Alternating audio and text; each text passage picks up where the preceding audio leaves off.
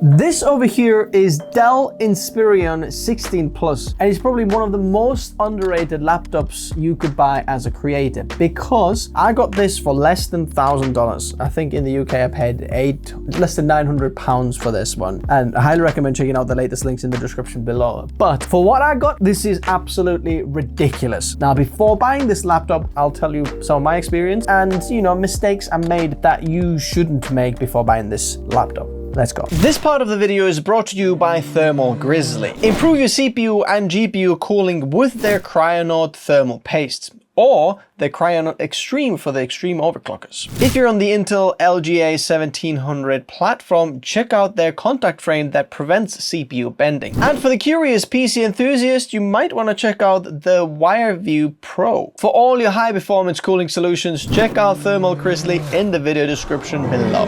Firstly, the name. There is a few Inspiron 16 laptops. There's like the 2-in-1 Inspiron 16 and 16 Plus. This is the 16 Plus. The performance is insane. So the specs, this is the Core Ultra 7155H. We've got RTX 4060 mobile on here, but the GPU actually outperforms the RTX 4070 on the Dell XPS 16, which is a much higher version and costs a lot more. Have a look at the comparison between the Inspiron 16 and the XPS 16 because you'll find some more details in there. But in this video, I want to focus on some of the user experience, some of the things that you don't really get in a performance head-to-head kind of view. But after I've used this for a certain amount of time, I want to share this with you because that's important. There is upgradable RAM on this laptop. Bear in mind, it's not with every single version of this. I believe if you go with 4050 or with the iGPU version, then some of them are soldered on. So when purchasing with this one, if you want to upgrade the RAM, highly recommend making sure that it is a soldered slot so you can upgrade it, because that is going to be very cheap upgrade and going to give you a lot of performance if you are a creator using creative applications, because they want to use a lot of RAM. Have a look how I did it in the video in the description below. First impressions video, we just changed the RAM. It's super simple. It's very, very nice. This laptop with the performance is actually getting quite hot in certain places,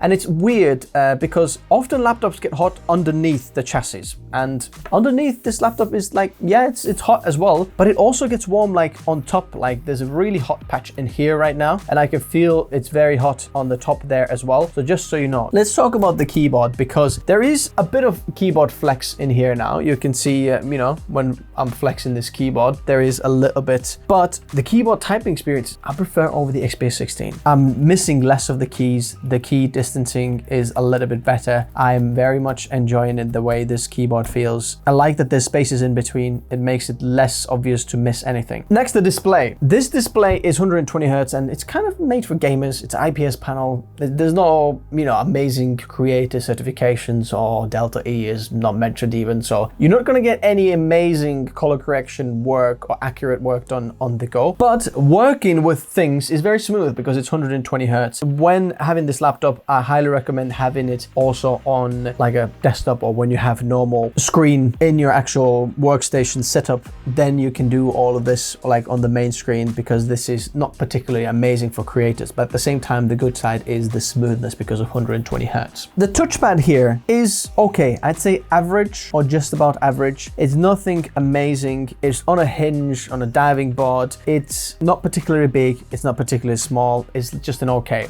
I have found that when using this, trying to do some things on the laptop, the touchpad is not particularly good. I'm not enjoying my experience with it. There's a lot of different laptops that do it a lot better, so I don't think this is a very good feature on this laptop. Get an external mouse or something like that. You'll enjoy a lot more what you're going to be doing. I'll leave this in the description below. One of the best creative mice that you can get, by the way. Then the I/O USB Type A ports. You've got two on this side. There's HDMI port, micro SD card, a headphone combo jack, and one USB Type C port in here. But the thing is, when I'm doing this like this right now, when I'm charging the laptop, this is not very good because I have no USB Type C port. So if I want to use any USB Type C or Thunderbolt or something like that, I can't really charge the laptop. And it does have a DC power plug in here, but the laptop doesn't come with the DC charger. I have to use USB-C. I don't think it's very thought through, if that makes sense. The micro SD card as well, we've got 16 inch. It's not particularly a slim laptop. I'd love to have a full size because it will be much better. Regarding battery life, it's okay. You're not gonna get anything amazing, but it's not the worst either. The Core Ultra helps, but I think there are better battery life laptops out there. It is quite good, but when doing creative work in any of the drawing applications,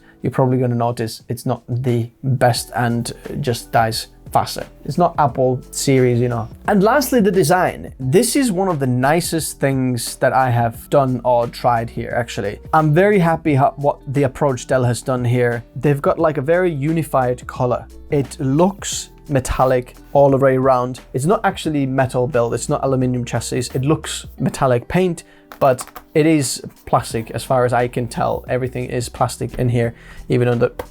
I believe it's all plastic, if I'm not mistaken. Prove me wrong in the comment section below, but it's so unified. It's very beautiful to look at. It is truly amazing. Now, they have a little bit of a performance kind of hinge here as well. So when you turn it on, as you can see, the laptop lifts up a little bit in here, which is, you know, cool. The fingerprint reader is very fast, and I like that you have this one if you don't have face sign-in on Windows. The fingerprint is always faster than that. Altogether, do I recommend this laptop? Yes, absolutely. I think for the price point, you're getting very, very good laptop. I've seen some of the prices online like $1,600 and $1,400. If that's the case, I don't know. This was weird to see that so expensive. It shouldn't be that expensive because I've seen it like $10.99 literally on sale. So check out the latest pricing in the description below and if the deal is on, because if that is true, this is a very good option for the 4060 and 16 gigs of RAM. The 16 gigs of RAM, just upgrade it yourself. Super easy. Highly recommend doing that. Consider some of these things I've said in the video, especially the upgradable RAM. You don't want to get a soldered one for this one, and I think you're gonna have a great time for the price point. Check it out in the description below and the other videos and playlists about this one, because then you'll learn a little bit more of the laptop performance and other bits. I'll leave it all in the description below. Thanks guys for watching. Like and subscribe if you haven't already, and I'll see you next time. Bye bye.